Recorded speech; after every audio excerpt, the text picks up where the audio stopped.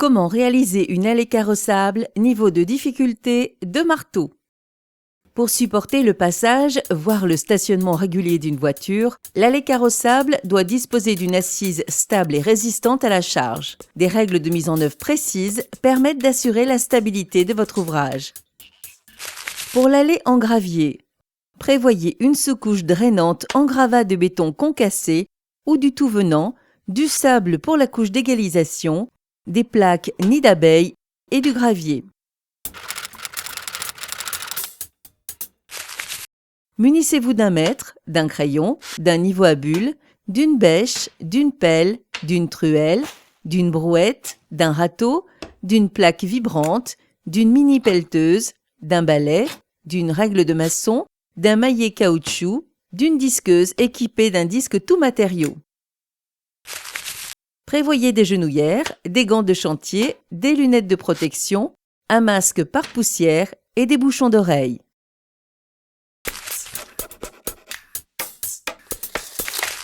Décaissez le sol. Pour offrir une assise stable, le sol doit être décaissé sur environ 34 cm. Cette profondeur correspond à la mise en place d'une sous-fondation de 25 cm en pierre calcaire, porphyre ou gravat de béton concassé, recouverte ensuite d'une couche d'égalisation de 5 cm en sable tamisé. À ces 30 cm s'ajoute l'épaisseur de la plaque nid d'abeille, soit 3 cm, et un dépassement de 1 cm des graviers. Une allée carrossable doit être assez large pour permettre le passage des véhicules. La largeur minimale recommandée est de 3 mètres. En cas de passage de conduit sous votre allée carrossable, vous devez respecter les profondeurs d'enfouissement des gaines et mettre en place un grillage avertisseur correspondant. Délimitez votre allée et creusez pour décaisser de 34 cm. Au-delà de 20 mètres carrés, il vaut mieux utiliser un petit engin de terrassement en location. La sous-couche drainante. Établissez la sous-couche de l'assise sur une épaisseur de 25 cm. Pour favoriser le compactage, il est préférable de déposer d'abord une couche de 15 à 20 cm, de la compacter à la plaque vibrante, puis de verser le reste, de niveler avec soin, puis de compacter à nouveau. Installez les bordures de votre choix sur lit de mortier ou utilisez celles déjà en place. Elles doivent toutefois dépasser au moins de 2 cm du bord supérieur de la plaque nid d'abeille. La couche d'égalisation. Versez le sable et répartissez pour obtenir une couche régulière de 5 cm d'épaisseur. Nivelez à la règle.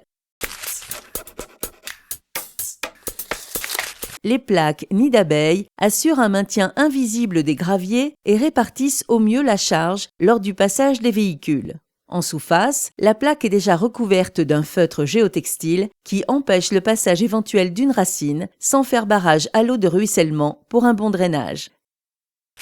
La mise en place. Installez vos plaques sur la couche d'égalisation. À la jonction entre deux plaques, un débord du feutre géotextile assure la continuité de la protection.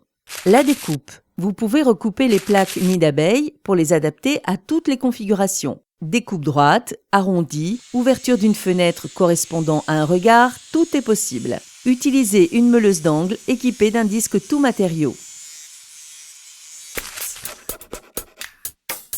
Versez le gravier et égalisez à mesure pour remplir les cavités. Aux endroits où la structure en nid d'abeille apparaît, recouvrez à nouveau. Au final, la hauteur du gravier doit dépasser de 1 cm le dessus des plaques. Laissez le gravier se tasser quelques semaines, puis inspectez et égalisez de nouveau. Si besoin, rajoutez un peu de gravier. Les allées carrossables demandent un travail important de préparation de l'assise. Mais au final, vous disposez d'une allée qui participe au décor de votre jardin, tout en étant capable de supporter les passages répétés des véhicules. Une question, un doute, un conseil? Contactez le 0810 634 634.